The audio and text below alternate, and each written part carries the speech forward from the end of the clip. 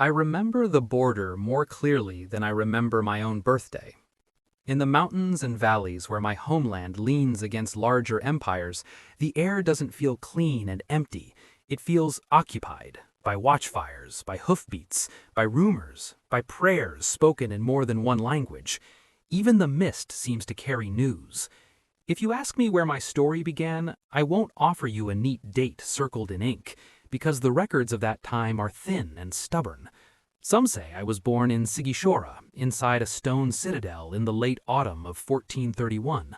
Others insist it could have been earlier, in the late 1420s. History hesitates, but I don't. I was born between two jaws. One jaw belonged to Hungary, armored, Catholic, proud, and always watching its eastern edge. The other belonged to the Ottoman Empire, disciplined, expanding, and patient in the way only an empire can be patient. And Wallachia, my Wallachia, was the strip of land caught between them, a corridor of rivers and passes where kings argued and armies walked through as if the earth itself owed them passage. My father was Vlad I, known as Dracula. People argue about the name even now. Some hear dragon because he was admitted into the Order of the Dragon, an elite chivalric brotherhood founded to defend Christian lands. Others hear devil because language changes and fear changes with it. To my father, the name was not poetry, it was duty, a vow hammered into metal and worn on the body. My mother's identity is less certain. There are theories, guesses, fragments of tradition. If there is a true answer, it is buried beneath the same rubble that buried so many ordinary names from that century. Yet whatever the whispers were, I was raised as a legitimate son of Vlad Dracula, raised with the expectation that my life would not belong to me.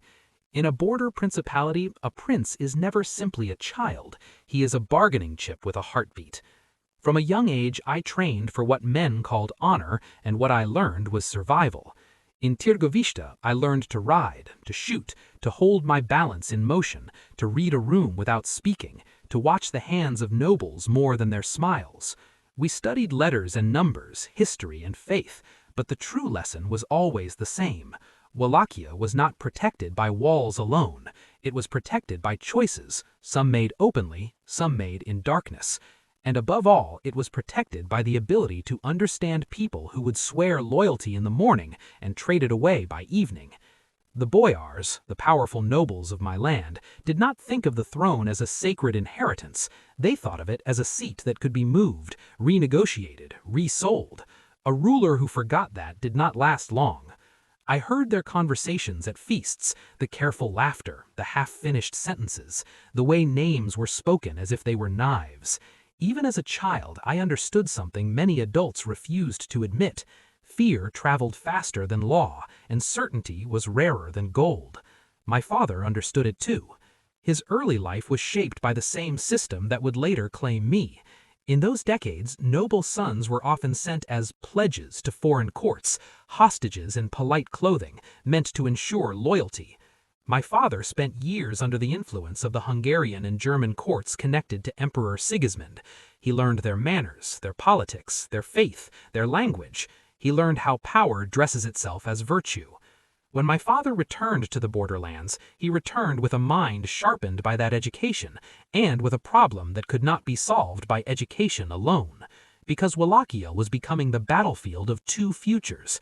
To the south and east, the Ottomans pressed forward, intent on breaking the last defenses of Byzantium and pushing deeper into Europe.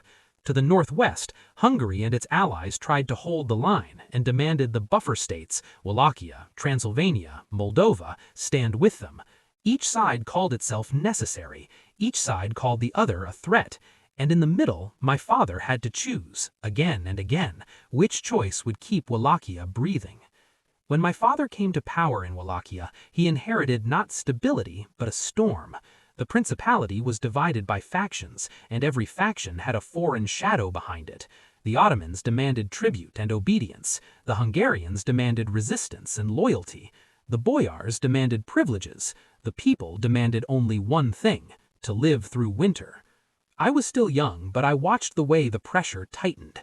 After Sigismund died and Hungary's leadership shifted, new commanders rose, men like John Hunyadi who carried the reputation of a warrior and the weight of a crusade.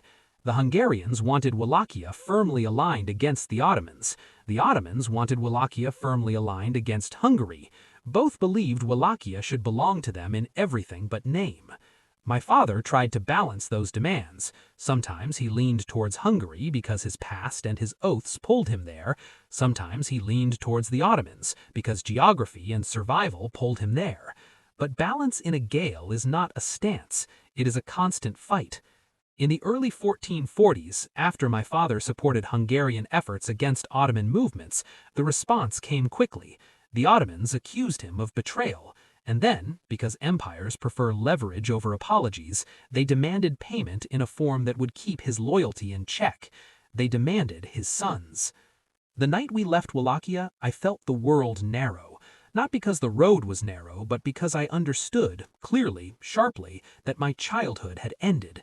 The escort moved in silence. Horses snorted into cold air, leather creaked, metal shifted, and every sound seemed too loud, as if the night itself wanted to report us. I looked back once towards the land that had raised me. In the darkness, the outlines of hills and towers felt like the ribs of a sleeping creature. Someone older in the party whispered about omens, about clouds shaped like dragons, about the sky warning those who cross borders. I did not believe in omens. I believed in treaties, in debts, in men who smiled and lied. I believed in the brutal simplicity of cause and effect. My brother Radu rode near me. He was younger, quieter, more watchful of faces than I was. We studied letters and numbers, history and faith, but the true lesson was always the same. Wallachia was not protected by walls alone. It was protected by choices, some made openly, some made in darkness. And above all, it was protected by the ability to understand people who would swear loyalty in the morning and trade it away by evening. The night we left Wallachia, I felt the world narrow, not because the road was narrow, but because I understood, clearly, sharply, that my childhood had ended. The escort moved in silence. Horses snorted into cold air, leather creaked, metal shifted, and every sound seemed too loud, as if the night itself wanted to report us. I looked back once towards the land that had raised me. In the darkness, the outlines of hills and towers felt like the ribs of a sleeping creature. Someone older in the party whispered about omens, about clouds shaped like dragons, about the sky warning those who cross borders. I did not believe in omens. I believed in treaties, in debts, in men who smiled and lied. I believed in the brutal simplicity of cause and effect. My brother Radu rode near me. He was younger, quieter, more watchful of faces than I was. We studied letters and numbers, history and faith, but the true lesson was always the same. Wallachia was not protected by walls alone. It was protected by choices, some made openly, some made in darkness. And above all, it was protected by the ability to understand people who would swear loyalty in the morning and trade it away by evening. The night we left Wallachia, I felt the world narrow. Not because the road was narrow, but because I understood, clearly, sharply, that my childhood had ended. The escort moved in silence. Horses snorted into cold air, leather creaked, metal shifted, and every sound seemed too loud, as if the night itself wanted to report us. I looked back once towards the land that had raised me. In the darkness, the outlines of hills and towers felt like the ribs of a sleeping creature. Someone older in the party whispered about omens, about clouds shaped like dragons, about the sky warning those who cross borders. I did not believe in omens. I believed in treaties, in debts, in men who smiled and lied. I believed in the brutal simplicity of cause and effect. My brother Radu rode near me. He was younger, quieter, more watchful of faces than I was. We studied letters and numbers, history and faith, but the true lesson was always the same. Wallachia was not protected by walls alone. It was protected by choices, some made openly, some made in darkness. And above all, it was protected by the ability to understand people who would swear loyalty in the morning and trade it away by evening. The night we left Wallachia, I felt the world narrow. Not because the road was narrow, but because I understood, clearly, sharply, that my childhood had ended. The escort moved in silence. Horses snorted into cold air, leather creaked, metal shifted, and every sound seemed too loud, as if the night itself The Ottoman court was not the monster the priests in the West described from behind safe stone walls. Yes, it was the heart of a rising empire. Yes, it spoke a different faith, wore different symbols, moved with a different kind of certainty. But it was also orderly, almost obsessively so. It had rules for everything. It had schedules, scribes, libraries, teachers. It had men who treated war the way merchants treat numbers, calmly, precisely, with no sentiment. When my brother Radu and I arrived, we weren't dragged through the gates like criminals. We were received like valuable hostages. Guests who were never allowed to forget that the door behind us could close at any moment. The first thing I noticed was the silence between commands. In Wallachia, people speak to fill the gaps, to soften tension, to hide fear. Here, silence was a tool. It was used to measure you, to make you reveal yourself.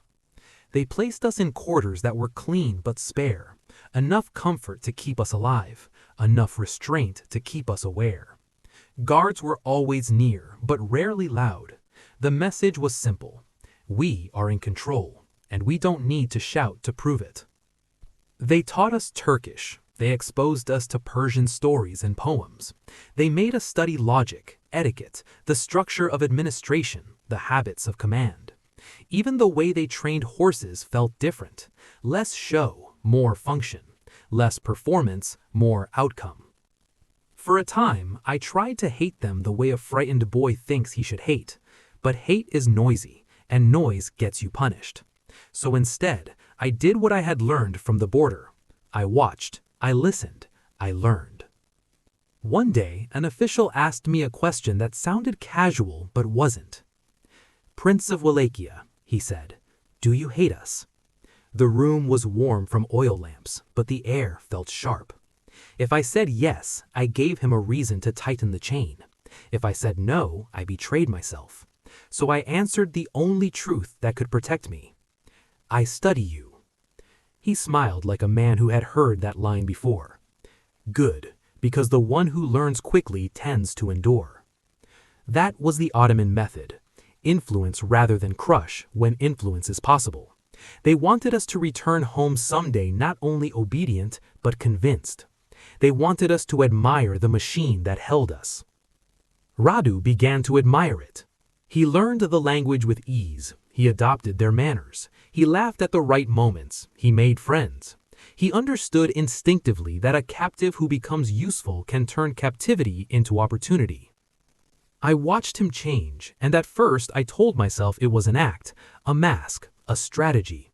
But months passed, and the mask began to look like a face. Radu moved like water, adapting to every shape placed before him. He was not weak, he was simply different from me. Where I hardened, he softened. Where I resisted, he blended. And the court rewarded that.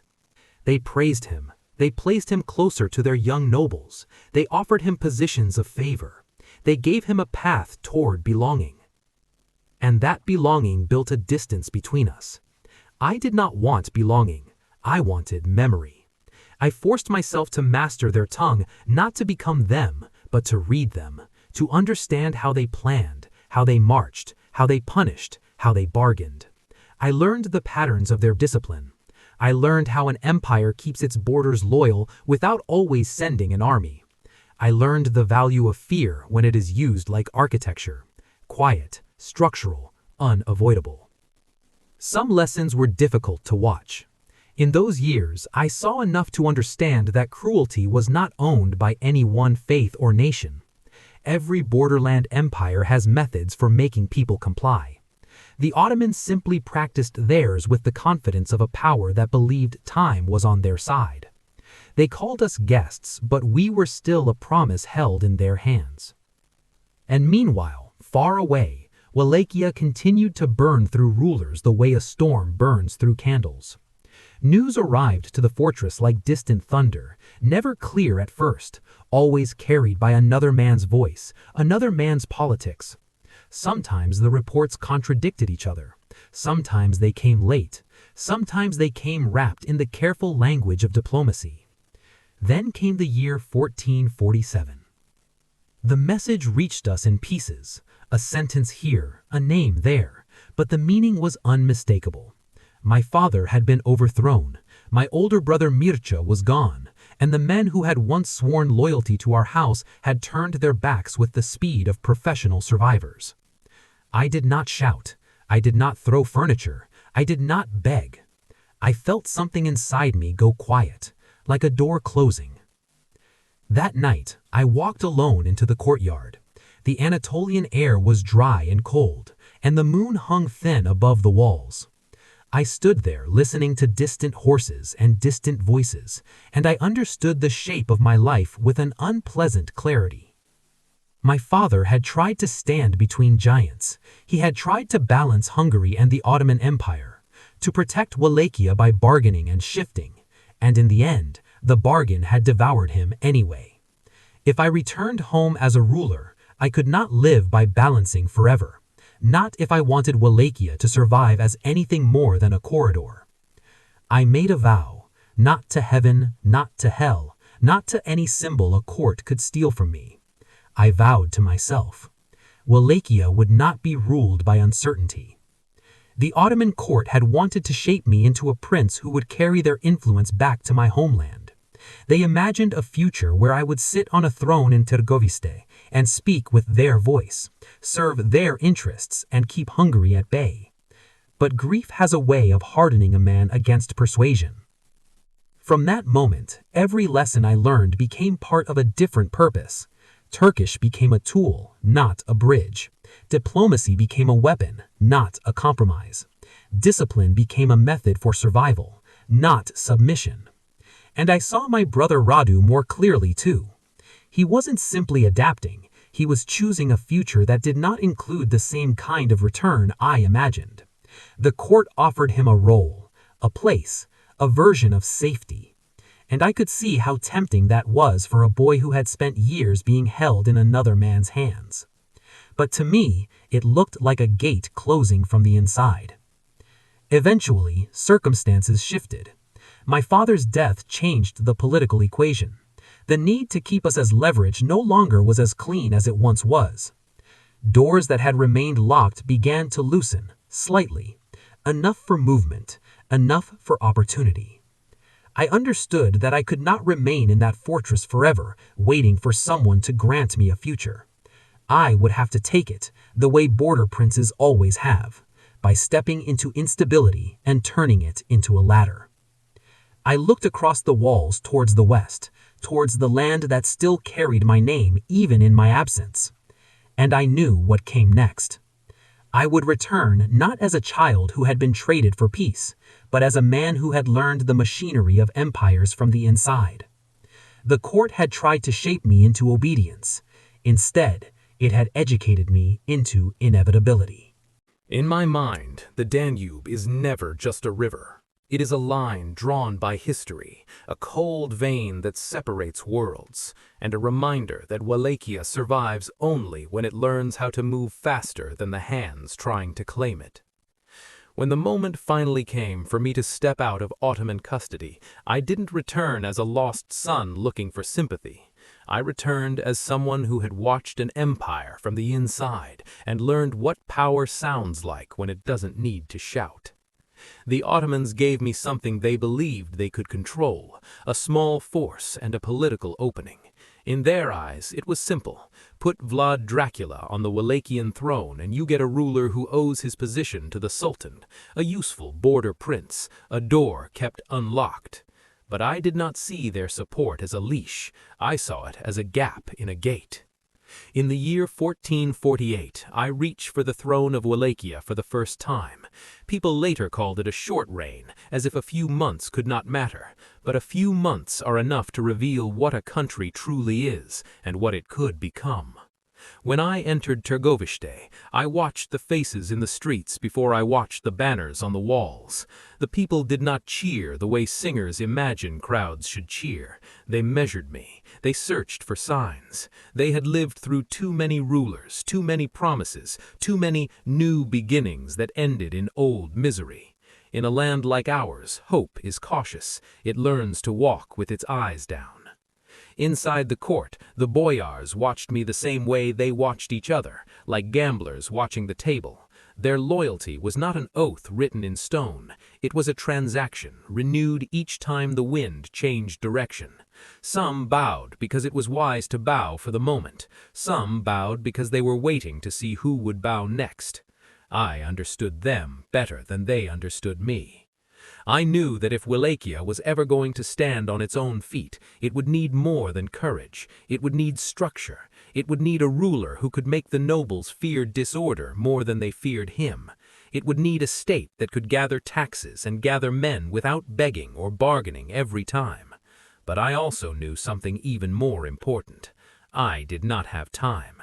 My first mistake would have been to believe a crown makes you secure. In Wallachia, a crown is only a signal, an announcement to the world that your enemies should hurry.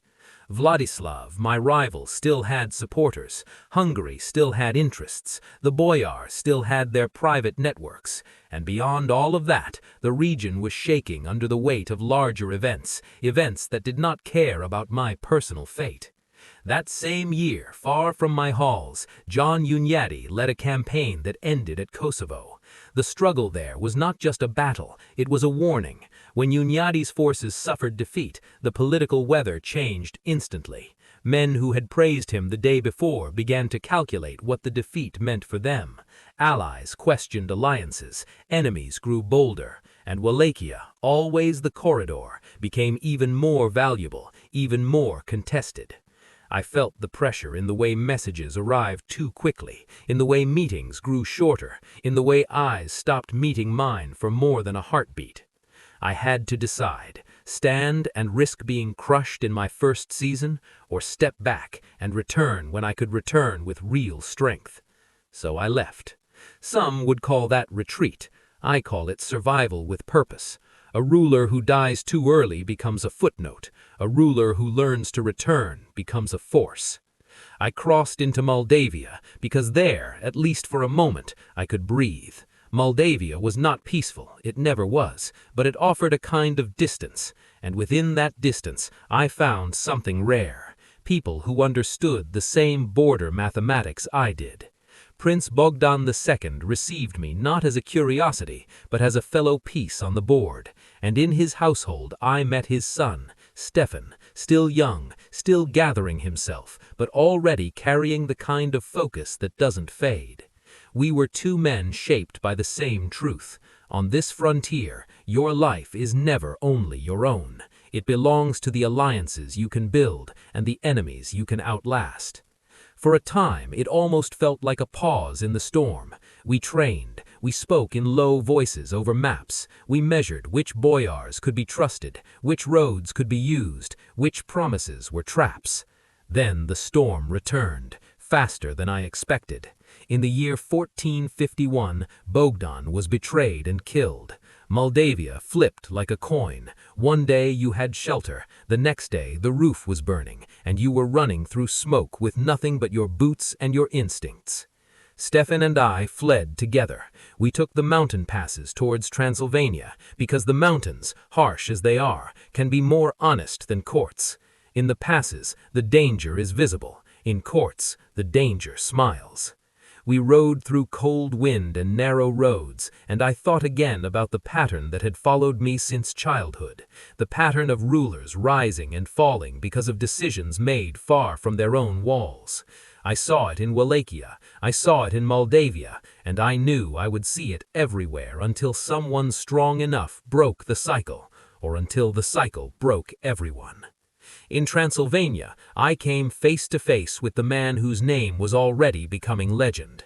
Here, many people expect a simple story. They expect me to leap at him with rage, because Hunyadi's influence had been tied, directly or indirectly, to the end of my father and my brother.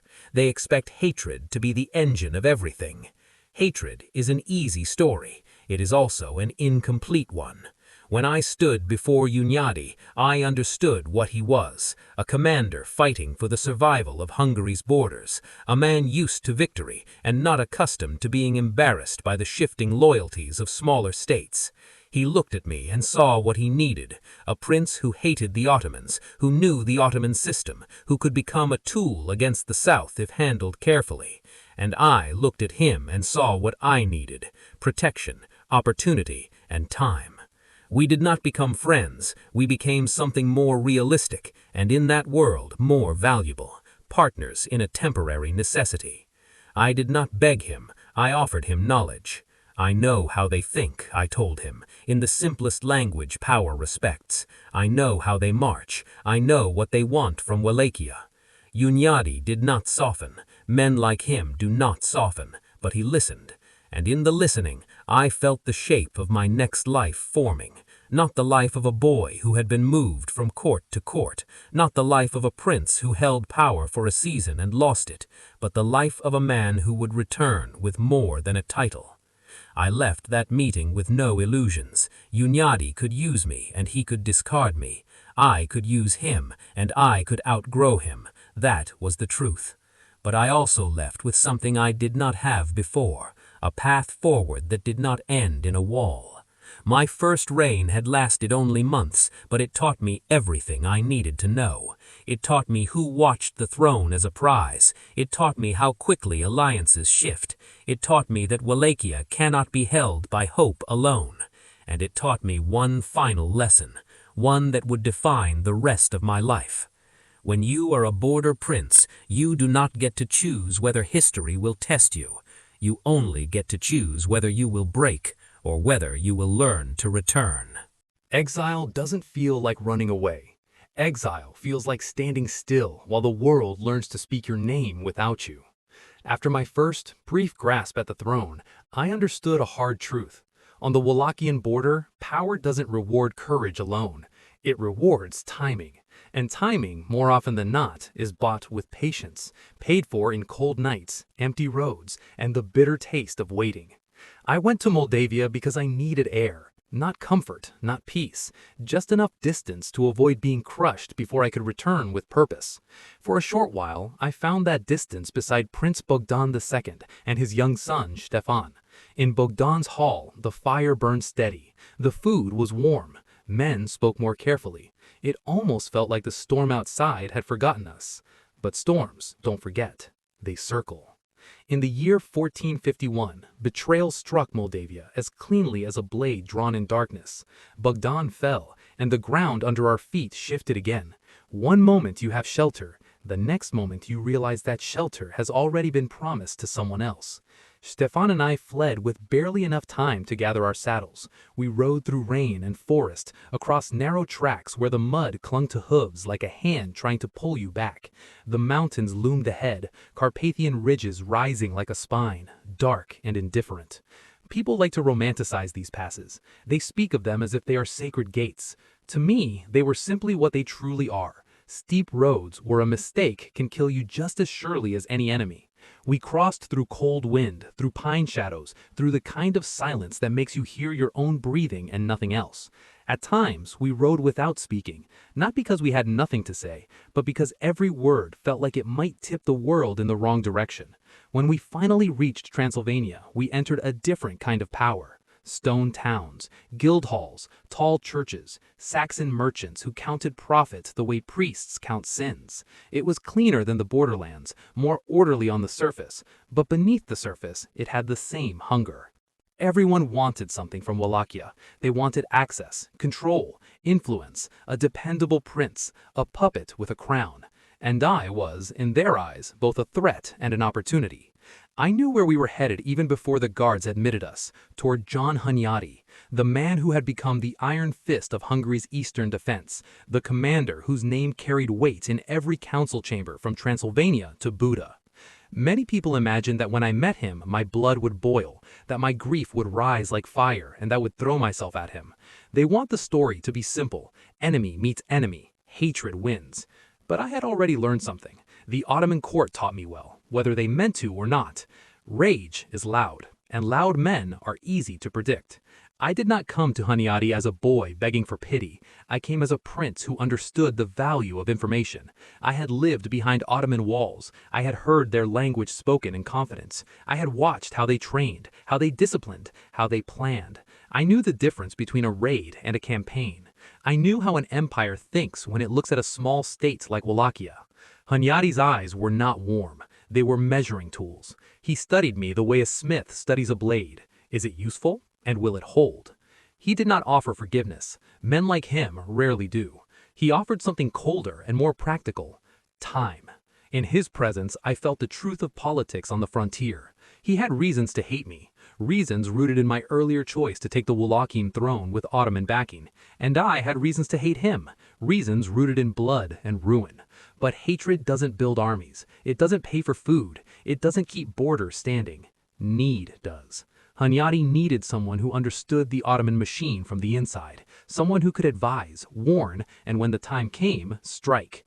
And I needed protection. I needed the shelter of his influence while I rebuilt myself. So we formed what the borderlands produce best, an agreement that did not depend on trust. It depended on usefulness. Around us, the world was changing. The great city of Constantinople had fallen not long before, and the shock of it still moved through Europe like distant thunder. A gate was broken open. The Ottomans no longer looked like a threat that might arrive someday. They looked like a wave that had already reached the shore. Every council room in Hungary and Transylvania spoke the same names: the Sultan, the Danube, and Belgrade, the fortress city that stood like a lock on the river. If Belgrade fell, the road north would widen, and everyone on the border knew what that meant.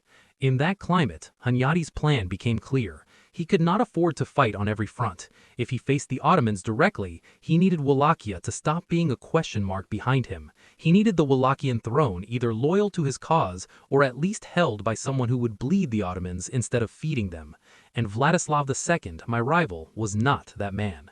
Vladislav was a kind of ruler who tries to survive by standing between forces and smiling at both. Sometimes that works for a season, sometimes it even works for a few years, but eventually the forces grow tired of smiles. They want commitment. Hunyadi gave me permission to do what I had been preparing to do since the moment I left my homeland as a hostage: return and make the throne mine in a way that could not be laughed away. Not with a speech, not with a claim, with action. As I traveled through Transylvania and the borderlands, I began to do something subtle, something that doesn't look dramatic on a battlefield, but changes the shape of a country. I began to offer certainty. I spoke to villagers, watchmen, craftsmen, and minor nobles. I listened more than I talked. I asked what they feared most, expecting the answer everyone outside Wallachia always gives: the Ottomans. But the answer was different. The same answer again and again. We fear not knowing who will rule tomorrow. That was the heart of it. On the frontier, people can survive invasion, they can survive hunger, they can survive hard winters, but endless uncertainty, constant changing of masters, laws rewritten every season, turns a land hollow from the inside. So I started to build an image not of kindness, but of reliability, of firmness, of a ruler who would not pretend, a ruler who would not stand in the middle and hope nobody pulls. I gathered men who were tired of lords who changed sides whenever gold appeared. I gathered those who wanted a clear chain of command, a clear law, a clear boundary. I gathered men who understood that a small country does not stay alive by being agreeable. It stays alive by being difficult to swallow. At night, in camps that smelled of smoke and damp wool, I studied maps by firelight. I traced mountain passes and river crossings. I listened to reports from scouts. I learned which towns leaned toward which faction, which boyars were undecided, which roads could carry men quickly without being seen. And in the quiet moments, when the wind moved through trees and the sky hung heavy, my thoughts returned to my father and my brother, not as a wound that made me reckless, but as a reminder that hesitation kills. I did not come back to gamble my life for a story. I came to win in the only way a border prince can win, by surviving long enough to return stronger each time they try to erase him. As the summer of 1456 approached, the air itself seemed to tighten. Belgrade was under threat, Hungary prepared for war, the Ottomans prepared too, and Wallachia, once again, stood in the center of a storm that did not ask permission. Hunyadi's message was simple: stay in Transylvania, keep pressure on Vladislav, and when the time is right, take the throne. Force the balance to break in our favor. I accepted, not because I loved him, not because I forgot the past, but because I understood something deeper than revenge. If I wanted to avenge my house, I needed a house to return to. So I rode toward my homeland again, not as a boy chasing a crown, but as a man carrying a plan. The road ahead led to Targshore, to a confrontation that would decide more than who sat on a wooden chair. It would decide whether Wallachia would remain a pawn or become a blade. And this time, I did not intend to be moved. History loves to pretend that power changes hands in a single, clean moment. A duel, a dramatic speech, one banner falling, another rising. Then the world resets and moves on. But on the Wallachian frontier, the truth is messier. It's made of whispered deals, half-kept promises, and men who smile while counting how many exits are in the room. By the summer of 1456, I had waited enough. Years of exile, years of watching others bargain with my homeland as if it were a piece of cloth to be traded. Those years had taught me patience, but patience is only useful when it leads somewhere. The road led to Targshore. Targshore was not a grand capital. It was a market town, a place of carts and stalls and nervous faces. Exactly the kind of place where history likes to happen, because everyone can witness it. When my man approached, the townspeople did not shout. They stepped back. They closed shutters. They pulled children indoors. War was not a story to them. It was a memory that returned too often. Across the fields, my rival waited. Vladislav II had held Wallachia in the years after my first brief reign. He had survived by doing what many border rulers attempt, leaning toward whoever seemed stronger in the moment. Hungary one season, the Ottomans the next. Boyars pleased, then boyars offended. He believed he could remain balanced forever, but balance on a rope ends when the rope begins to fray. My camp was quiet that evening. Men checked straps, adjusted helmets, tightened saddles, small movements, practical movements, because when the next day can decide everything, you don't waste energy on drama. I stood among them and listened to the wind. The wind is honest. It doesn't flatter. It simply tells you what is coming. In the morning, the field between us looked too wide and too empty. Dry grass, dust already floating in the sunlight, banners rippling, not proudly, but restlessly, like even cloth understood the tension. Armies formed lines, shields lifted, spear points aligned, horses stomped and tossed their heads, sensing what men tried to hide. I looked along my own ranks and saw the truth. These were not soldiers from a great kingdom with endless reserves. These were Wallachians, hardened by border life, used to sudden danger, but still human. They were men who wanted to live. And because I wanted Wallachia to live, I did not seek glory. I sought a decision. There is a story told about that day, told many times in many places, that I rode out and challenged Vladislav to single combat like a knight from an old romance. Maybe that is how some saw it. Maybe they needed to believe in a clean moment, a heroic moment, a simple answer. But war is not a poem, and my purpose was never to perform. Still, I did move forward into the open space. I wanted the conflict to end before it became a grinding battle that would leave Wallachia weaker for the enemies waiting beyond our borders. If Vladislav could be removed quickly, the throne could be secured quickly. That was not chivalry, that was strategy. When Vladislav met me in that open ground, I looked at him and understood the real tragedy of his position. He was not a fool. He was simply a man who believed he could outlast history by refusing to choose. He thought the middle would remain safe. The middle is never safe. The duel that followed did not feel like a legend while it happened. It felt like weight and breath and dust in the mouth. It felt like armor pulling on the shoulders and the heat building under leather and mail. It felt like two men measuring each other not by words, but by timing. I will not decorate it. A decision was made. Vladislav fell. And when he fell, something inside me did not leap with joy. It closed, like a door that had been open since the year my father and my brother were taken from me. It was not celebration. It was completion. Behind me, the armies held. No chaos, no wild rush. I raised a hand, slowly, and the field calmed. That moment mattered, because power is not only in taking the throne, it is in proving you can hold it without losing control. Then we marched. The road to Targovishte felt different this time. The air carried less uncertainty, even if it carried more fear. People watched from the roadside, not knowing whether to hope or to hide. I understood them. Under too many rulers, the people of Wallachia had learned a cruel habit: wait and see who lasts.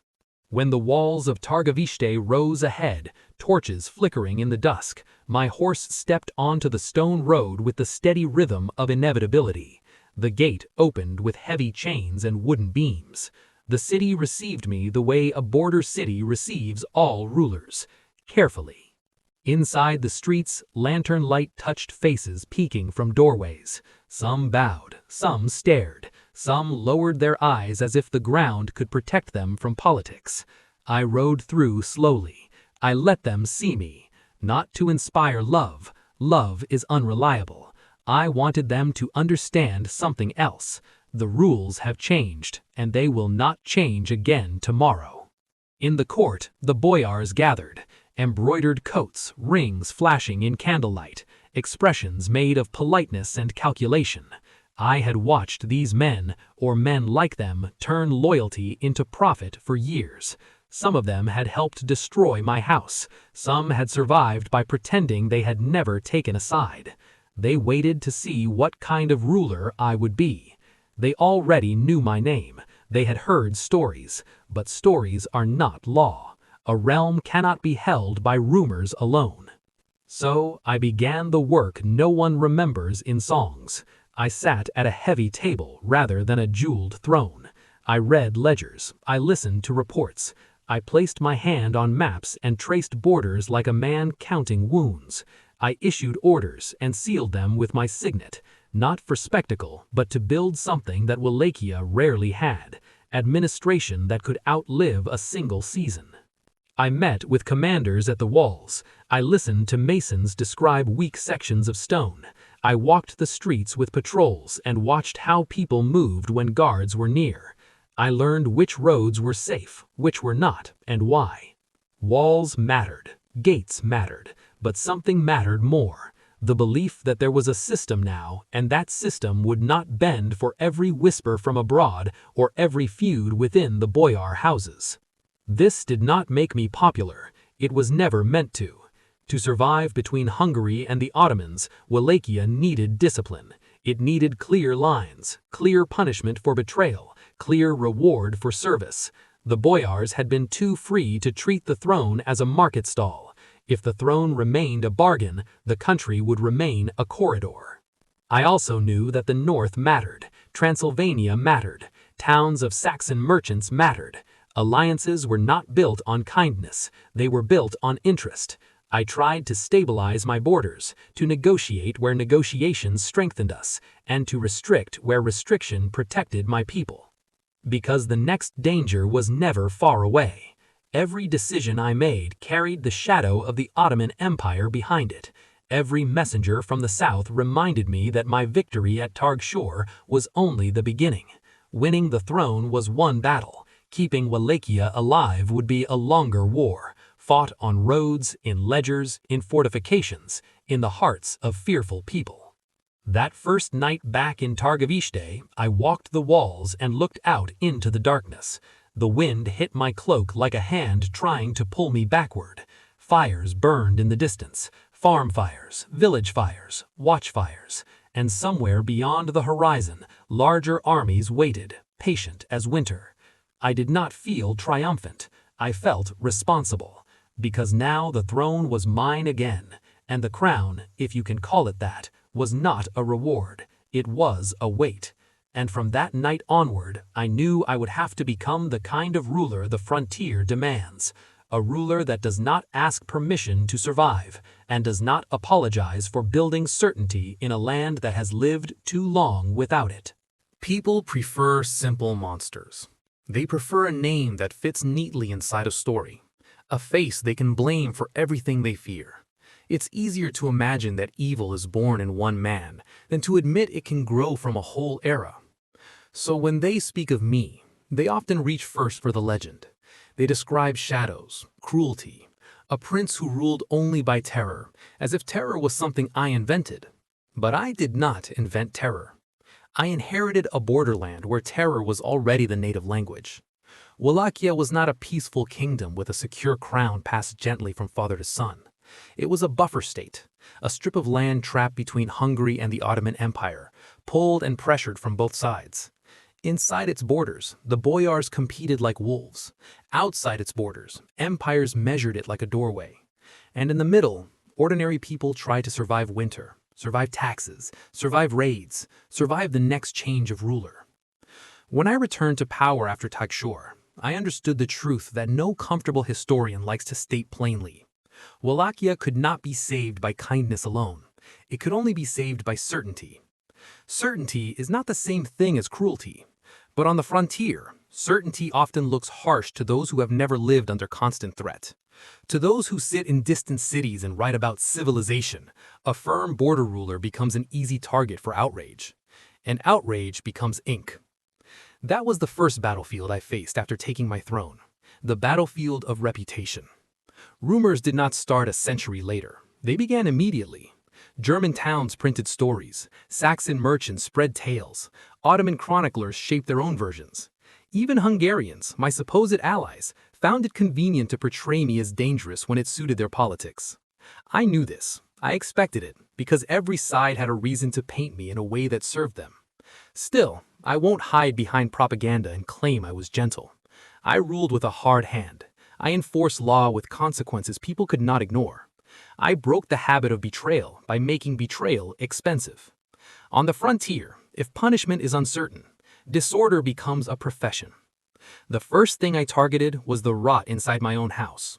Nobles who treated the throne like a market stall, who traded allegiance as if it were livestock, who weakened the country from within while claiming they were protecting it. Some had been involved in the destruction of my family. Some simply enjoyed a system where the prince was weak and the boyars were kings. That system had to end. So I rebuilt command. I organized patrols. I tightened the roads. I made it harder to steal, harder to bribe, harder to survive as a parasite. And yes, when people refused to obey law, when they chose open defiance, I used punishments that sent a message. Not for entertainment, not for pleasure, for control. Control because beyond the internal chaos was an external storm. While my enemies wrote stories about my methods, I focused on the part no pamphlet ever celebrated, the work of making a state function. I inspected walls and fortifications. I spoke with masons and demanded stronger stone, stronger gates, clearer watch schedules. I checked armories and made sure weapons were maintained. I watched the first use of firearms and cannon in the region and understood that war was changing. A border prince who ignored new weapons was a border prince who would soon be replaced. I tightened customs. I monitored trade routes. Wallachia needed money to build and defend, and money does not appear by prayer. Foreign merchants, especially Saxon communities in neighboring regions, were used to privileges that allowed them to profit while Wallachia remained poor. I restricted certain trades, not because I hated foreigners, but because a state that cannot support its own economy cannot support its own army. This created enemies, of course it did. Merchants who lose privileges do not argue with swords. They argue with printing presses. They write. They exaggerate. They describe distant lands as savage so their own cities can feel civilized in contrast. That is how the Dracula of pamphlets began to take shape long before any novelist ever touched my name. In Wallachia itself, a different kind of story spread. Stories that weren't always written, but were repeated at firesides and in market squares. Stories about how safe the roads had become. Stories about how thieves disappeared. Stories about how even the desperate measured their choices more carefully. There is one tale in particular that people love to repeat. The story of a golden cup placed in the public square of Tagshor. Anyone could drink from it, the story goes, but no one dared to steal it. Is every detail true? I will not swear it on a relic. But I will say this, the spirit of the story is accurate. Under my rule, petty crime became a dangerous gamble. People began to behave as if consequences were real, because consequences were real. That was the point. Some stories were darker, stories about feasts, about fires, about punishments too extreme to believe. Many of these stories were shaped by enemies who wanted me to look like a monster. Others were shaped by a frightened population trying to make sense of power. When people live under constant uncertainty, and then meet a ruler who makes the world predictable again, they often explain that predictability with myth. A strong ruler becomes a supernatural figure in the imagination. The logic is simple. Only something more than human could force the wolves to sit still. But the truth was less mystical and more brutal. A system was built, and it worked. And yet, even as I strengthened Wallachia from within, the Ottoman Empire watched from beyond the Danube. They were not offended because I was harsh. Empires do not care about your methods. They care about your obedience. They wanted tribute. They wanted free passage. They wanted men and resources. They wanted Wallachia to remain a compliant corridor. I had already lived inside their walls. I knew what compliance meant. It meant peace until the next demand. It meant being spared until you were needed. It meant the slow disappearance of independence, disguised as stability. So, as I tightened the internal order, I was also preparing for the moment the South would press harder. That moment was coming, and I could feel it in the small signs. More envoys arriving, more probing questions, more demands phrased as polite requests. Their language was civilized, but their meaning was imperial. And I also knew something else. My reputation could become a weapon if used carefully.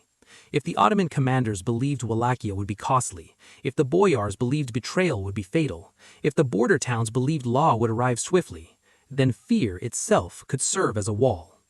Not a wall made to delight in suffering, a wall made to protect what could still be protected.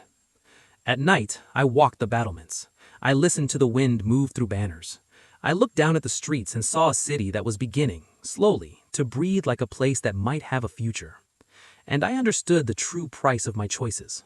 To build certainty in a land that had lived too long without it, I would be called a monster by some, and a savior by others.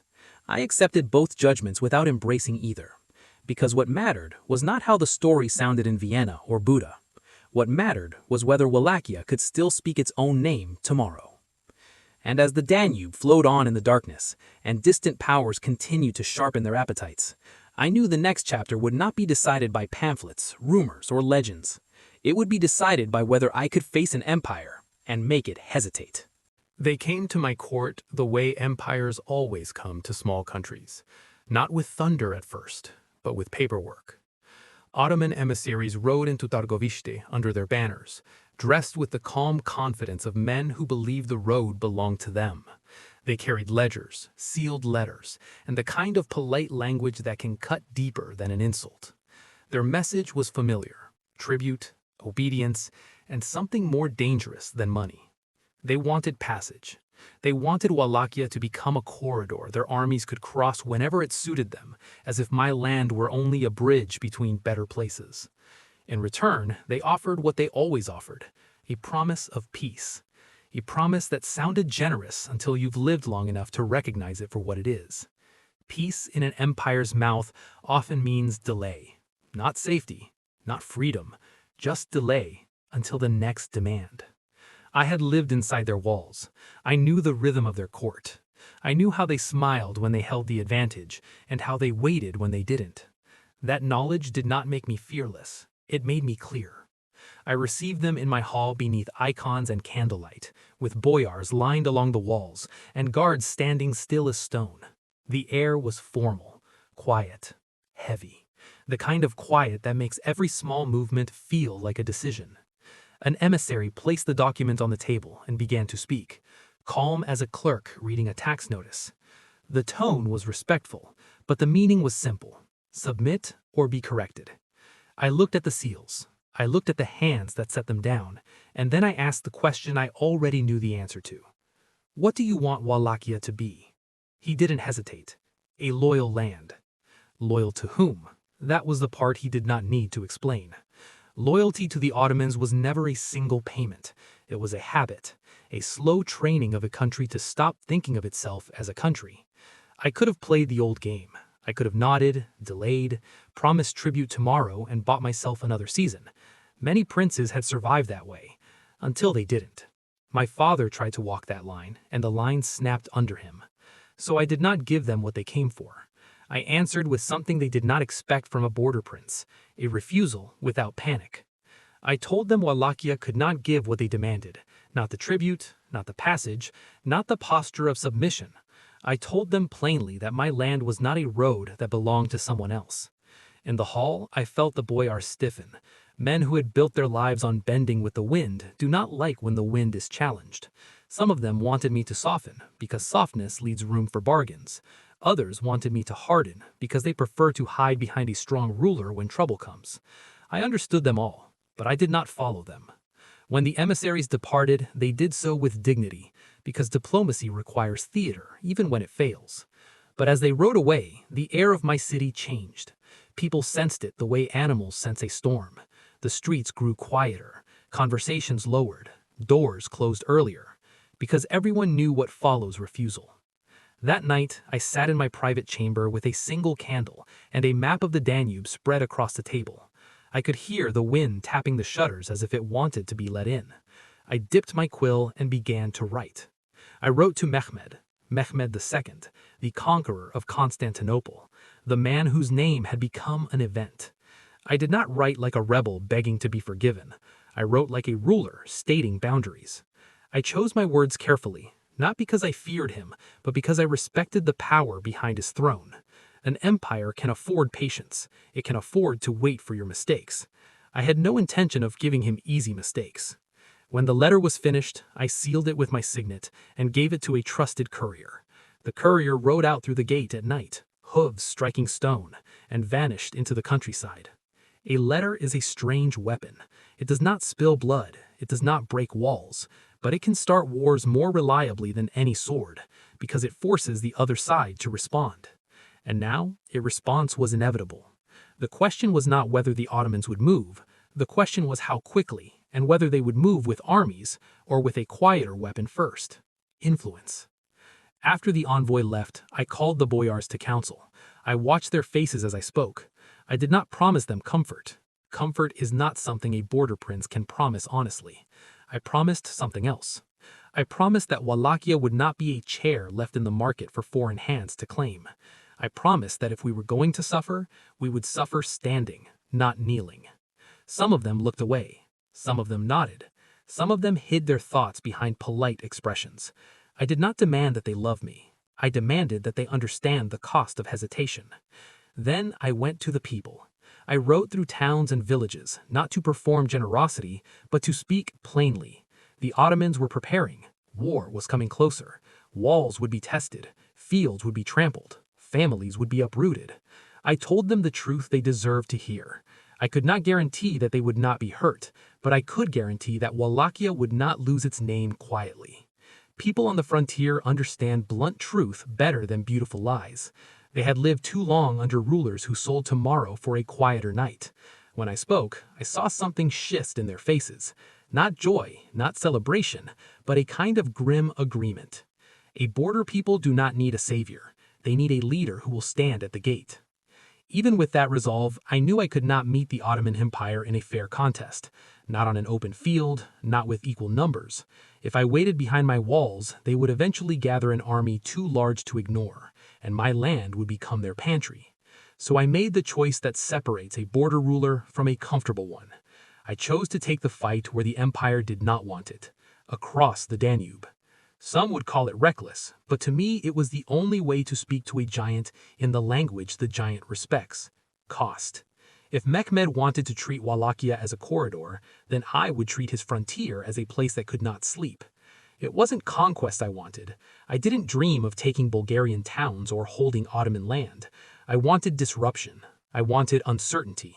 I wanted the people who planned the invasion to look at their supply lines and their watch posts and wonder where the next blow would come from. We gathered a small force, men who could move fast, travel light, and keep silent. Men who understood that we weren't riding for glory, but for leverage. We prepared boats quietly. We studied the river crossings. We watched the troll patterns. We waited for the right night. Before we moved, I stood once more on the wall at Targoviste and looked south. The horizon was dark, but I could almost feel the empire beyond it, like a weight pressing on the air. For a moment I thought of my childhood. of being taken as a hostage, of learning their language under their roof, of watching my brother drift toward them. Then I turned away, because this was no longer the story of a captive boy. This was the story of a ruler deciding what his land would become. And as the river mist rose and the night deepened, I gave the signal. The boat slid into the Danube. The oars dipped silently. The water accepted us without a sound. And Wallachia, small, scarred, stubborn, began to strike back. The Danube was never just water to me. On the frontier, a river is a boundary, a weapon, and sometimes a confession. People say it's like a sleeping dragon, its back made of mist, its breath made of cold wind. I don't know about dragons, but I know what it means to cross that river at night with men who are quiet enough to hear their own fear. When I refused the Sultan's demands, I understood what I had done. I had not won anything yet. I had only closed a door that the Ottomans expected to remain open. So I chose to move first. Not with a grand invasion, not with banners raised for glory, but with small strikes designed to do one thing: make an empire feel cost. An empire can forgive insults, it rarely forgives expenses. We crossed the Danube under fog, the oars dipping and pulling with steady rhythm, the boats rocking slightly with the current. Men in armor learn quickly that water does not care who you are. If you shift your weight wrong, it will take you. Every movement had to be controlled. Every sound had to be swallowed by wind. On the far bank, the ground was soft and hungry. Boots sank into mud and pulled free with that unpleasant suction that slows you down and leaves marks behind. We moved into cover, into trees and reed beds, and we waited until we could see the outline of an outpost, a supply track, a wagon line. That was the real target. Because a border war is not always decided by the biggest battle. Sometimes it is decided by the smallest missing thing. A cart that never arrives, a storehouse that turns to smoke, a messenger who returns with bad news at the wrong hour. We struck quickly and left quickly. A brief clash at a bend in the road, a snapped rope, a barrel rolled off a wagon and into the dark. A supply shed set alight so its smoke could speak to everyone watching. Then we were gone. Back into trees, back into fog, back toward the river. I did not want to occupy Ottoman land. I did not want to build new borders. I wanted to poison the idea that their frontier was safe. And while we did this, I wrote to my supposed allies in the north. I sent letters to Matthias Corvinus in Hungary, reporting what I had done and what was coming. I kept my words formal, but the message underneath was simple. I am fighting, and if you want this border to hold, you cannot look away. The response I hoped for did not arrive in the way I needed. In distant courts, support often comes wrapped in excuses. The border always pays first. Meanwhile, in the south, the Ottomans began to prepare for something larger. You could feel it before you could see it. More scouts, more emissaries, more movement around crossings. And then the deeper threat appeared. Not just Ottoman soldiers, but Ottoman politics. They brought forward my brother, Radu. Radu had learned their court, their language, their manners. He had become, in many ways, the kind of man an empire likes to place on a contested throne. Smooth, acceptable, promising peace at the price of obedience. He rode with their favor, and that made him more dangerous than a simple enemy, because he could divide my people without drawing a sword. When I heard Radu's name on the wind, I understood that the coming war would not only be fought against an invading army, it would be fought against fatigue, against fear, against the boyars who always searched for the easiest way to survive. And then the Ottoman host began to move in earnest. The numbers people repeat are often exaggerated. Some say tens of thousands, some say far more. I won't pretend I know the exact count. What matters is this. They were more than I could meet head-on, and they moved with the confidence of an empire that believed my land would feed them as they marched. So I refused to feed them. I ordered evacuations from the vulnerable zones. People and livestock were moved away from the paths the army would take. Grain stores were carried off where possible. Bridges were weakened or dismantled, and where we could not move supplies, we denied them, burning what we had to burn, destroying what we had to destroy, because a hungry army becomes slow, and a slow army becomes vulnerable. This is not the kind of decision that makes you loved. It is the kind of decision that leaves a scar on a ruler's name. But I was not governing a kingdom with oceans behind it and allies on every side. I was governing a borderland, and the borderland only survives by refusing to be convenient. Some later writers claimed I used disease as a deliberate weapon, sending the ill toward enemy camps, turning sickness into strategy. I can tell you this: in war, disease follows armies the way crows follow battlefields. Camps bring filth, filth brings fever. Whether any of it was planned is something history cannot easily prove. What is provable is that I used every advantage my land could offer: terrain, weather, speed, and uncertainty. Night raids became my rhythm, not reckless charges, but controlled attacks designed to keep their soldiers awake, keep their supply lines nervous, keep their commanders watching shadows. An army that cannot rest begins to doubt its own strength. As the Ottomans pushed deeper, the countryside around them emptied. Villages went quiet, wells stood abandoned, roads that should have offered food offered only wind. And above all, there was the psychological pressure. Fields of warning stakes set along routes, not as spectacle, but as a language the Ottoman commanders understood. Wallachia will not be taken cheaply.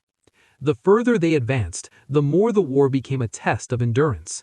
I moved into the hills and forests, where my men could vanish and reappear, where horses could climb and hide, where the land itself acted like an ally. I watched the smoke lines from burning stores far below, and I felt the weight of what I was doing. A ruler who chooses scorched earth chooses suffering for his own people, suffering now in the hope of survival later. That is the border prince's curse. If you do nothing, you are swallowed. If you resist, your own land pays the first price. And still, the Ottoman camp grew closer to Târgoviște. From a ridge, you could see their tents spread like a temporary city. Torches in long lines, cookfire smoke, guard rotations, officers meeting over maps, lanterns swaying in the wind. The whole machine of conquest assembling within sight of my capital. This was the moment when many rulers would have tried one last negotiation, a polite message, a tribute offered at the edge of desperation. But I had already written my refusal, and I had already crossed the Danube to make my meaning clear. I knew the truth. I could not defeat them in a fair contest, not in open ground, not by matching their numbers with mine. The only way left was to make their victory feel uncertain and their stay feel unbearable. So I prepared my land for a long fight. I moved people where I could. I tightened defenses where it mattered. I kept my men in motion, striking and disappearing. I did everything a small state can do when an empire brings its weight down. And while the Ottomans marched and camped and adjusted, I stood on the walls of Târgoviște at night and watched their torches flicker in the distance. I could feel the wind pulling at my cloak like a hand trying to drag me backward into exile. But I didn't step back, because now the war had reached the edge of my capital, and the next move would have to be something they did not expect, something bold enough to shake the confidence of the conqueror himself. And then, as the night deepened and the campfires burned on, I began to plan the one kind of strike that can make a massive army hesitate. A blow delivered in darkness at the heart of their camp, even when an empire believes it can finally sleep. Night has its own language on the frontier. In daylight, banners speak and armies make themselves loud on purpose. At night, everything that matters becomes smaller. The sound of leather, the scrape of a boot on dry earth, the pause in a guard's footsteps when he thinks he heard something. In those moments, power isn't measured by how many men you command. It's measured by how well you can move through another man's certainty without being seen. On the 17th of June, 1462, I chose to speak to Mehmet II in the only language he could not ignore. Not with tribute, not with pleading letters, not with promises, with shock. By then, the Ottoman host had pushed deep into Wallachia, and my capital, Targoviste, sat under the shadow of a moving city of tents and torches. Their numbers were greater than I could meet in open ground. If I fought the way they wanted me to fight, I would lose the country in a single, clean defeat.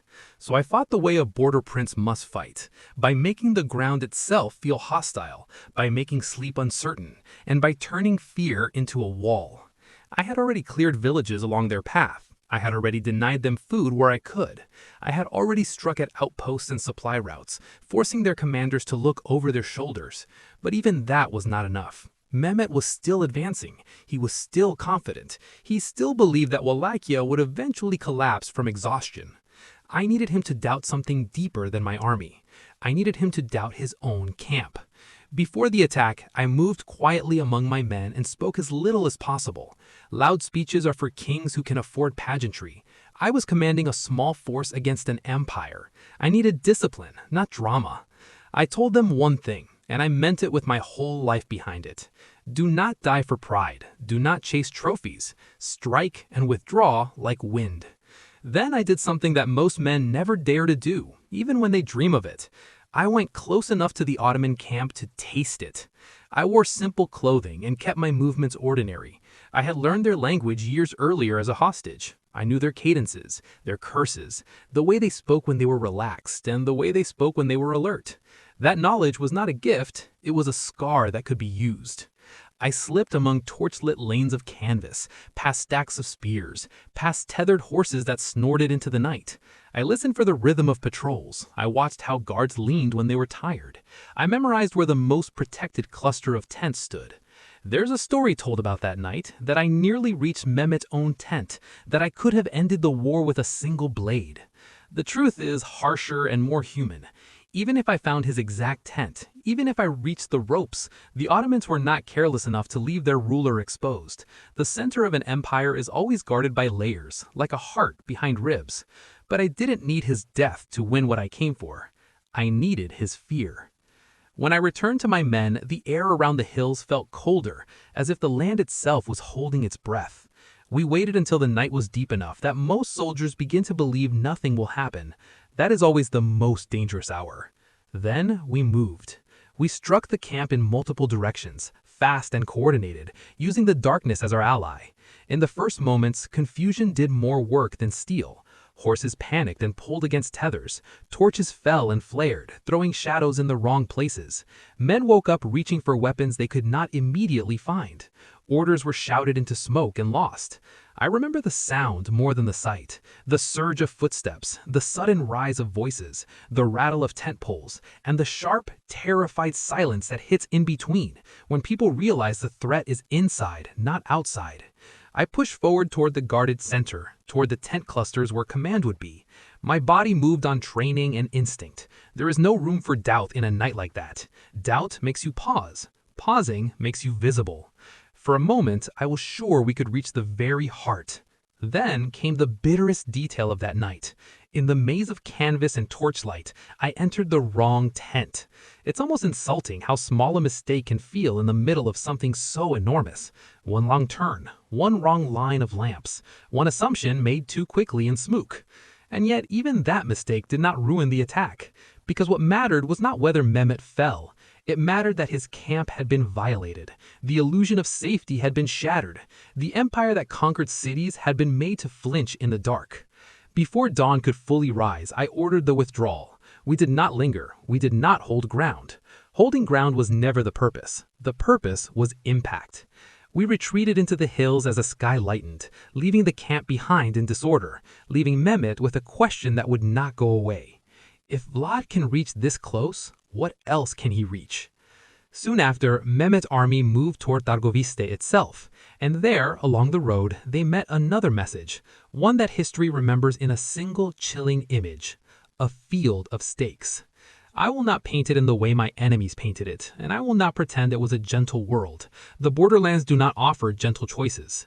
That display was meant to speak to the Ottoman mind in a language it recognized, that Wallachia would not be taken cheaply, and those who served the invasion would not be treated as ordinary opponents. It was a statement, and it worked. The chronicles say Mehmet looked upon it and hesitated. Some claim he recoiled. Some claim he simply calculated and decided the campaign had grown too costly, too uncertain, too slow, too exposed. Whatever his private thoughts were, the effect became clear. He shifted his approach. Rather than swallowing Wallachia outright in that moment, he turned to a quieter weapon. My brother, Radu. Radu was brought forward as a solution, a Wallachian prince raised under Ottoman influence, smoother, more agreeable, more acceptable to boyars who were exhausted and frightened. If Mehmet could replace me with my own blood, he could claim victory without paying the full cost of occupation. And many boyars, always hungry for the easiest tomorrow, leaned toward him. I watched this happen with the kind of anger that doesn't shout. It simply hardens. I had lived long enough to understand that betrayal is rarely romantic. It is usually practical. People choose the path they believe will keep their families alive. But that practicality can still destroy a country. I retreated into the mountains because there was no use dying inside a city that could not hold. In those days, stories began to form around my household. Stories told in whispers, then carried outward. One of them speaks of my first wife, a woman whose name history never preserved with certainty. The legend places her at Bonati, high above the Argesh River, watching the approach of forces aligned with the Ottomans. The story says she refused capture and chose the river instead. Whether every detail is true or not, the feeling behind the legend is real. War does not only contest thrones, it shatters homes. It forces choices that no one should have to make. By the end of that campaign, Wallachia was slipping from my hands, not because my will failed, but because I was fighting an empire with too few allies truly committed to my survival. So I did what a border prince always does when he is outnumbered and alone. I went north, toward Hungary, to seek aid from Matthias Corvinus. I carried with me the memory of that night, the night I walked through Mehmet's camp and made an empire wake up afraid. I carried the knowledge that for all the legends and the horror stories, I had done what Europe claimed to want. I had held the line, even if only with shadow and nerve. And as I rode toward the Hungarian court, I believed, still, stubbornly, that those who praised defenders of Christendom would not punish one when he arrived at their gates. I was about to learn that courts can be colder than battlefields, and that a man can lose his freedom not only to enemies, but to allies who decide his courage is inconvenient. I had been a hostage before. I knew what a cage looked like when it was honest. Iron bars, locked doors, guards who didn't pretend. I knew the Ottoman version, a guest kept close, watched gently, educated carefully, shaped slowly. But I did not understand the most dangerous cage of all until I stepped into it, the Hungarian one. When I rode north to Buda after the Great Ottoman Campaign of 1462, I came with the expectation that an ally would recognize sacrifice. I had fought where the danger was real. I had bled my land through scorched fields and sleepless nights.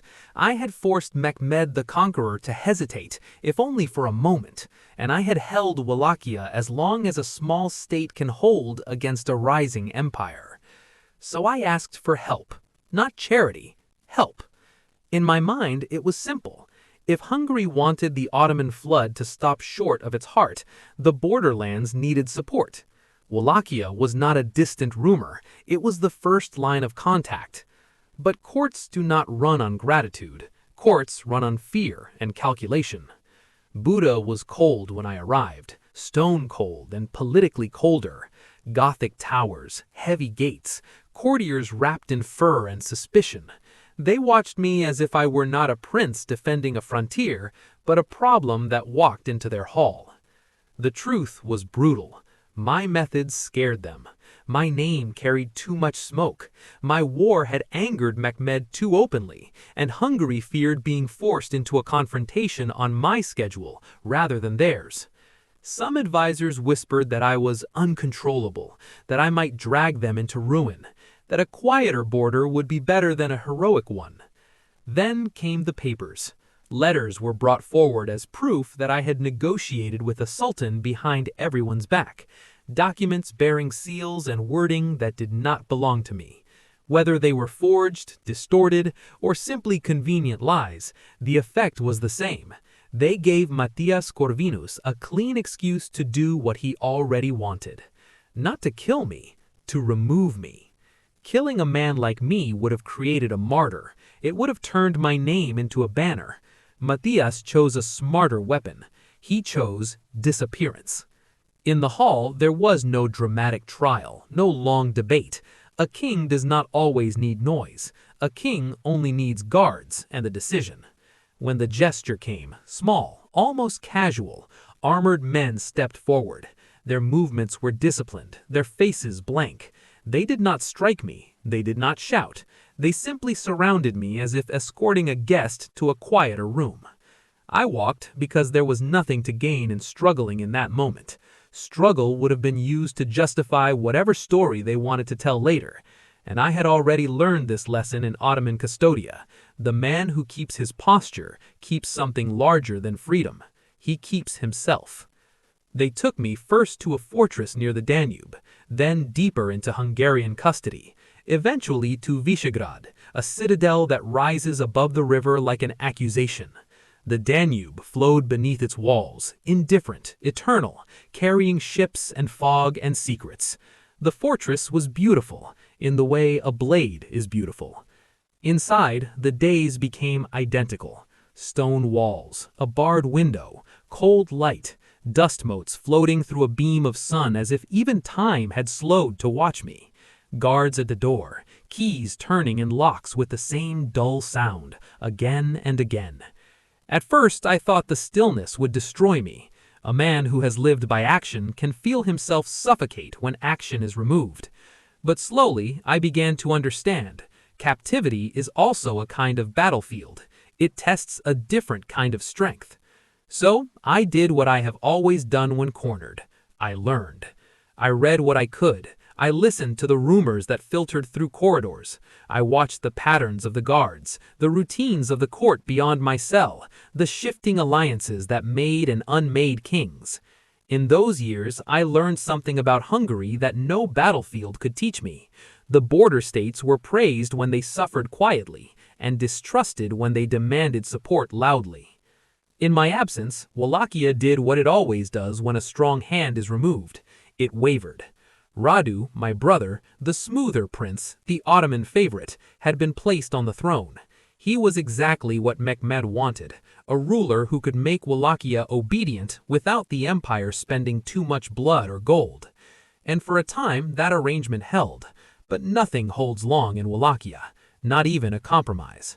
Radu's rule weakened, and other candidates rose and fell. The throne became what it had always been before I forced it to stand still, a seat fought over by factions and claimed by whoever could purchase the strongest shadow. And I remained behind stone, knowing that my homeland was being rewritten without me. If I wanted to return, I would need something I despised, patience mixed with compromise. Over time, Matthias's posture towards me softened, not because he suddenly trusted me, but because politics shifted again, as politics always does. The Ottomans were still a threat, Hungary still needed strong border figures, and a man like me, dangerous, informed, experienced, could be useful if handled carefully. So, I was handled carefully. My confinement was loosened. I was allowed more movement. I was brought closer to Buda and Pest. And within that new, controlled freedom, another decision was arranged, one that blended faith and politics the way rulers have always done. A marriage.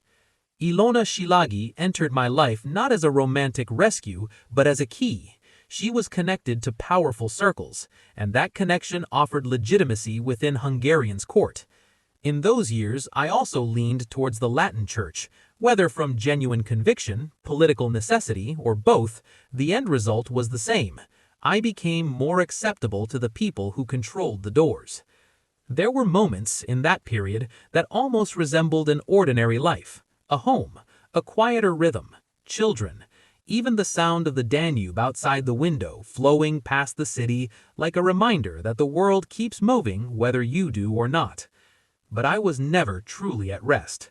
In noble halls, men assumed that time had tamed me. They mistook silence for surrender. They did not understand that I had spent years in Ottoman custody without giving them my loyalty. A Hungarian fortress would not achieve what an empire could not. Every night, my thoughts returned to Wallachia, to the roads, the forts, the boyars, the throne that had been taken again, then traded like currency. The border does not forgive absence. I began to reach outwards again, carefully, intelligently, through letters, through emissaries, through relationships that could be reactivated. I listened for names that mattered in the new political landscape, and one name rose into focus: Stephen Bathory.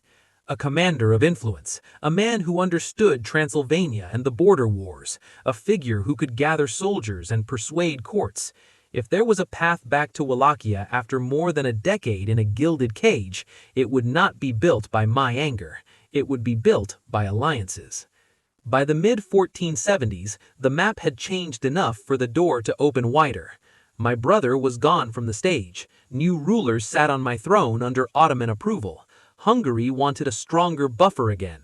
Transylvania needed stability. Moldova watched its own risks. And suddenly, the thing I had waited for, quietly, stubbornly, became possible. I was no longer the young man of 1448 who grabbed at power too early. I was older now, sharper, more patient, less interested in spectacle, more interested in outcome. The years behind stone had not broken me. They had refined me. And as the winds of politics shifted once more, I understood that my story was not ending in Hungary. It was only pausing. Because the border does not belong to the man who wins once. It belongs to the man who can return, again and again, until even empires begin to wonder if he is part of the land itself. By late 1475, I was no longer the young prince who believed a crown could be held by nerve alone. I had lived long enough to learn what the border teaches best. Power is not a moment. It is endurance. It is alliances built in cold rooms. It is patience sharp enough to cut. And it is the understanding that Wallachia does not fall only when enemies attack. It falls when its own people become tired of uncertainty. In those years, Wallachia was once again wobbling beneath the weight of foreign influence and local ambition. Basarab Lajota held the throne with Ottoman approval, and that alone was enough to make my homeland feel less like a country and more like a corridor. Boyars made their calculations, villages kept their heads down. People listened for the next change in banners the way they listened for thunder. I had spent too many years in Hungary to pretend I could return alone. I needed men, horses, supplies, and, most importantly, permission from those who controlled the roads between realms. The borderlands may be rugged, but nothing is harder to cross than politics. So I did what I had learned to do in captivity. I reached outward, quietly, to the figures who still mattered. Stephen Bathory was one of them, a powerful commander in Transylvania, a man who understood both war and administration, and who could gather forces without turning it into a public spectacle too soon. He knew what I knew, that a strong Wallachia mattered to the whole region, whether people admitted it or not. I also looked toward Moldavia, toward Stephen the Great, Stefan cel Mare, who had once fled beside me through mountain passes when we were younger and the world was already turning against us. We had not always walked the same line, because border politics do not allow friendships to stay clean. But we shared a truth that never changed. The Ottoman Empire was not a passing storm, it was a rising sea. When I stood again in those halls, when I met those eyes across firelight and icons, I could feel how time had changed us all. We were not boys with grudges, we were rulers and survivors, shaped by the same pressure. No one spoke of romance or glory. We spoke of routes, of crossings, of the Danube, of what it would cost to take Wallachia back and what it would cost to lose it permanently. We planned in quiet, maps opened on tables, wax seals pressed into paper, messengers sent along roads where snow and mud could swallow a horse. Every step required control, because one leak in a plan like that could bring an empire down on our heads before we were ready. Then the mustering began. Transylvanian yards filled with disciplined lines of men, pikes, shields, cavalry, wagons, horses steamed in cold air, Leather straps creaked as they were tightened. Armor settled onto shoulders like responsibility made physical. In those mornings, I rode through the ranks and felt the strange contradiction of my life. I had been caged for years, yet the moment I stepped back into command, it felt as if I had never left. But I was older now. The ambition was the same, yet the feeling was different.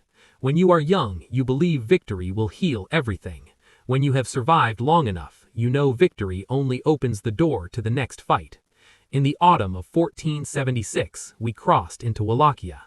The Carpathians opened into plains and villages and familiar roads. Smoke rose from chimneys. Orthodox crosses stood by the roadside, weathered and quiet. People watched from fences with the cautious expressions of those who have seen too many princes claim salvation. I did not expect cheers. I expected fear, hesitation, doubt. Those are the normal emotions of a border people. What surprised me was the speed of Basarab's collapse. When my forces drew near, he did not meet me in a great set-piece battle. He withdrew. His support was thinner than it appeared, and he knew it. Men who rule only because an empire allows it rarely inspire loyalty that survives pressure. So the road to Târgoviște opened in front of me like a door that had been stuck for years and finally gave way. When the walls came into view, stone and timber, towers and spires, I felt something tighten in my chest. Not joy, not relief, something heavier than both. Recognition. This city had seen me rise and fall. It had watched my youth burn away. It had heard my name spoken as hope by some and as warning by others. The gates opened. Chains groaned. The city received me with that careful silence Wallachia always gives its rulers. People bowed not out of love, but out of instinct. Children hid behind doorframes. Merchants paused mid-motion to measure what kind of season was coming. I rode through slowly. I let them see me as I was now, not a boy returned from exile, but a man who had endured long enough to come back again. Inside the court, the boyars assembled with stiff posture and guarded eyes. They had survived by choosing the winning side, and now they were making sure they had chosen correctly. I did not waste time demanding devotion. I demanded order. I demanded function. I demanded that Wallachia stop acting like a chair left in the middle of a market. I stamped my authority the way a ruler must, with documents, seals, decisions that could not be misunderstood. The dragon signet pressed into wax became more than a symbol. It became a statement that the house of Dracula had returned, and that the return was not temporary, at least not by my intention. But the truth of my situation was brutal, and I could not hide it from myself. Stephen Bathory's forces could not remain forever. Transylvania had its own needs, its own threats, its own politics. Moldavia had its own borders and its own storms. Allies support you until support becomes too expensive. And soon they left. I watched the departing banners fade down the road, disappearing into fog and distance. The sound of hooves grew quieter until there was only wind, and I understood what that silence meant. I was alone again. Not completely alone. Wallachia still had men who would fight, still had towns that would hold, still had people who wanted a future. But compared to the empire to the south, I had too few, too little, too many enemies within and without. I returned to my war room and looked at the map. The Danube line stared back at me like a scar. I counted what I could call upon, and the count was not comforting. In a candle-lit room, the arithmetic of survival feels colder than any winter. Still, I prepared.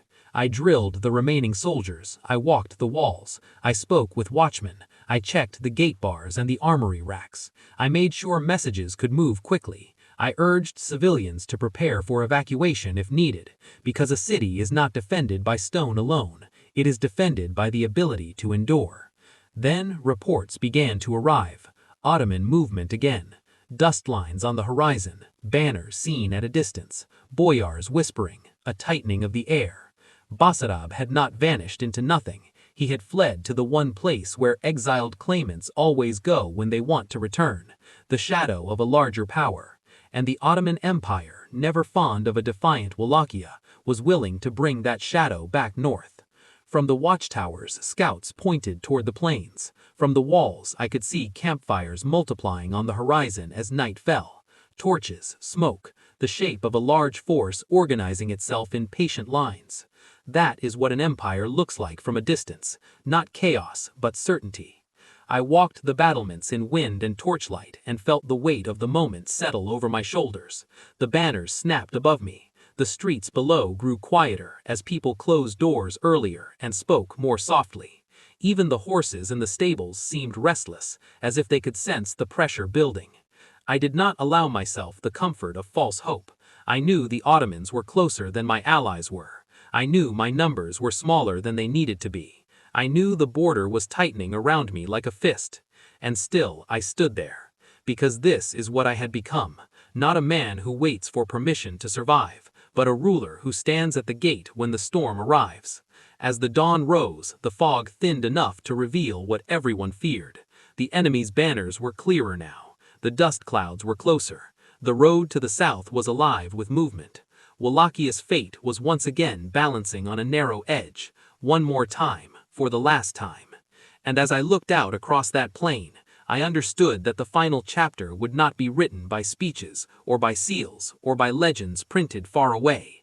It would be written by what I could do with the few men still willing to stand beside me, and by whether the border itself could endure one more udar of history. I wish I could give you a clean ending, a clear battlefield, a clear date, a single unquestionable grave with my name carved into stone, so that history could close the book and move on. But my life was a borderland, and borderlands rarely grant certainty, so my death, like my reign, slipped into fog. By the end of 1476, Wallachia was exhausted again. The throne had returned to me, but the land beneath it was cracked by years of shifting rulers, divided loyalties, and foreign pressure. The Ottomans wanted a prince they could rely on. Some boyars wanted safety more than independence. And the people, my people, wanted only a tomorrow that did not change its master overnight. Then the final pressure arrived. Another Ottoman-supported force pushed north, determined to undo my return and restore a more obedient order. I had fewer men than the legends claim. I did not stand at the head of a vast army. I stood with what Wallachia could still raise after years of being ground between empires. And in that final stretch, the story stops being meat.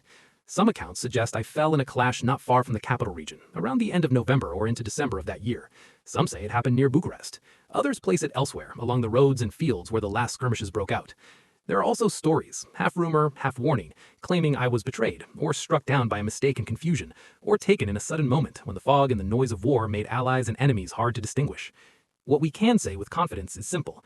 I was dead before the 10th of January, 1477. That much the record allows. Everything else is a shadow moving behind a curtain. If you've listened to my story up to this point, you understand why the details are hard to pin down. Wallachia was never a place where scribes could sit comfortably and record events with calm precision. It was a place where men ran, hid, struck, and vanished, where courts rose and fell in seasons, where truth was often the first casualty and rumor was the second army. After my death, the empires wanted proof. It is said, often and with variations, that my head was taken and sent to Istanbul to prove I was truly gone.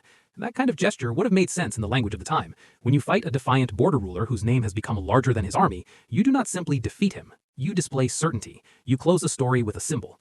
But even symbols have limits, because even if the empire held proof in its hands, the border did not stop breathing, the fear did not dissolve, the memory did not submit.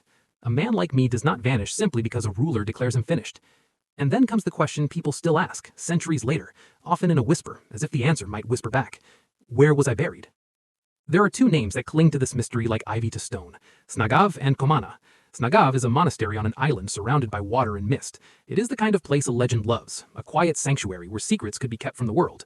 Komana is another monastery tied to my name through foundations and patronage, a place that could plausibly hold a body hidden from political enemies. But plausibility is not proof.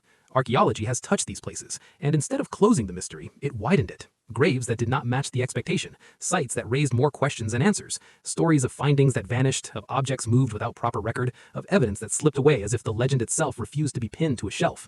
It is tempting to take that uncertainty and turn it into romance, to say, he has no grave because he never truly died. But I am not a creature of night stories. I am not a vampire. I did not rise again to walk through castles and drink the living. I died like the men of my century died, in a world that offered few clean endings. The difference is that my name continued, and once a name continues, it begins to change shape depending on who holds it. To the Ottoman chroniclers, I was a rebel and a warning, a reminder that even a small state can be stubborn enough to cause trouble beyond its size. To some Saxon and German writers, especially those angered by trade restrictions and border conflicts, I became a convenient villain. Their pamphlets and woodcuts painted me as a monster, because monsters sell better than complicated truths. A savage ruler on a distant frontier made their own cities feel more civilized, more righteous, more safe. In Hungary, the story shifted again. Sometimes I was praised when it was useful. Sometimes I was criticized as a dangerous man when the court needed to justify its own decisions. Even in life, I learned that allies can admire your courage and still fear what it might cost them. In Wallachia, the story was different. The people did not speak of me only in horror. They spoke of roads that felt safer for a time, of theft that became rare, of a ruler who did not wobble, of order. Hard order, yes, but order in a land that had lived too long without it. In a borderland, a firm hand becomes its own kind of shelter, even when it bruises. Centuries later, when Romanian identity grew louder and more self-aware, the image of Vlad Dracula shifted again. The same actions that foreign writers called cruelty could be reframed as resistance. The same stubbornness that empires condemned could be reframed as national pride. History, like a mirror, reflects the face of whoever is looking at it. And then in another century, my name traveled into another kind of immortality. A writer in the late 19th century, Bram Stoker, borrowed the name Dracula and attached it to a creature of Gothic fiction. His Dracula was not me, not truly. He drew more from folklore and imagination than from my biography. But the name was powerful, and it carried a dark music. Once a name enters myth, it rarely returns clean. So today, when people speak of Dracula, they often see fangs before they see banners. They see a castle before they see a border. They see eternal night before they see the long, grinding reality of a 15th century principality trapped between giants. If you want to understand what I was, you have to set the vampire aside. You have to look at the world I lived in. A world where the Ottoman Empire pushed northwest with patient force. A world where Hungary tried to hold the line. A world where Wallachia was expected to obey two masters at once. Where boyards could lift the prince one year and bury him the next. Where survival demanded choices that clean-hearted storytellers prefer not to imagine. Was I a hero? Was I a monster? Those are comfortable questions because they let you sort a man into a single drawer. But the border does not allow a man to remain only one thing. On the frontier, you become the shape of what the land demands. Sometimes that shape is harsh. Sometimes it is necessary. Often, it is both. If there is one truth I want left behind, it is this. Wallachia was never meant to be a prize handed to the strongest neighbor. It was a land with a name, a people, a faith, and a will. Fragile, yes, but real. And I spent my life trying to keep that will from being erased. My body may have disappeared into uncertainty. My grave may be disputed. My story may have been twisted by enemies, reshaped by patriots, and transformed into fiction by novelists. But the border remembers. It remembers the price of standing between empires. It remembers how thin a small country can be, and how stubborn it can become when it refuses to kneel. And if you listen closely, in the wind over the Danube, you can still hear the oldest truth of my life. A throne on the frontier is never a gift. It is a burden. And once you carry it long enough, your name no longer belongs only to you.